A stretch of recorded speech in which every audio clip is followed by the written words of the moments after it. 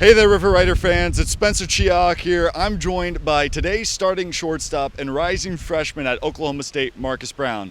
Brown, thank you for joining us. No, absolutely. Thank you for having me. Now, this past week, the longest road stand on the year for the River Riders, you guys went 5-1. What do you think that says about the team?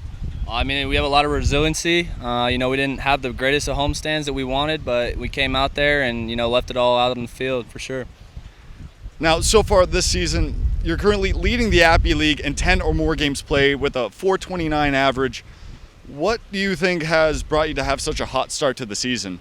I really think not trying to do too much. I think that's been a huge thing, letting the pitchers kind of come to you, working good counts, and really the key is just getting on base. And, with that comes hits and walks and hit by pitches and everything, and just trying to produce for the team. Now, you've mentioned hit by pitches. That has been another mark you've led the team in with 7. You've also had to take an unfortunate one-hopper off of the head. What has that done for you so far, and how do you kind of ignore that? I think you laughed the one off that, you had to get stitches on. But, I think leading and hit by pitches, it's a good and a bad thing, I guess. But, it means you're on base. So, anything to help the team win. Now, this is a developmental league here in the Appy League. Coming here, what was something you wanted to work on throughout the summer?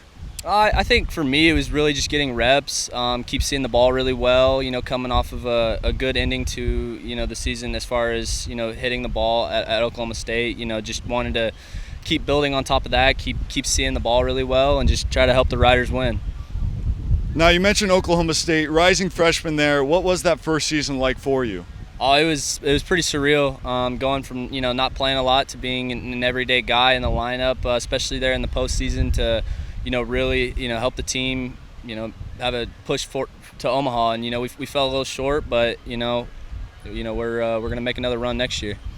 Coming from Springdale, Arkansas, what was the biggest difference you noticed between Oklahoma City, Springdale, and Elizabethton? I think everywhere's got a good baseball culture for sure. Here, baseball in the South, it's a really big thing. But yeah, no, Oklahoma State, we got a great fan base, but it's, just the same thing here in Tennessee. People love their baseball. Are there any hobbies or anything we should know about you outside of baseball? Well, here it's really been sleep, but I like to listen to podcasts. I like to hang out with friends. We would do some fishing, but we don't really have a whole lot of downtime. What is your favorite podcast to listen to? I would say I like to listen to Driveline's player development podcasts. I like to listen to my guy Jake Epstein out there, but I also like to listen to a little bit of Joe Rogan. And what's the biggest catch you've ever had fishing? Ooh, I don't know. I haven't really had any just big catches. Back home, we don't really have a whole lot, but just a lot of brim, honestly. Is there a favorite, perhaps, fish you've caught? No, not really. Not really. All right, last question here to get you out of here. What do you want the town of Elizabethton to know about the River Riders and you?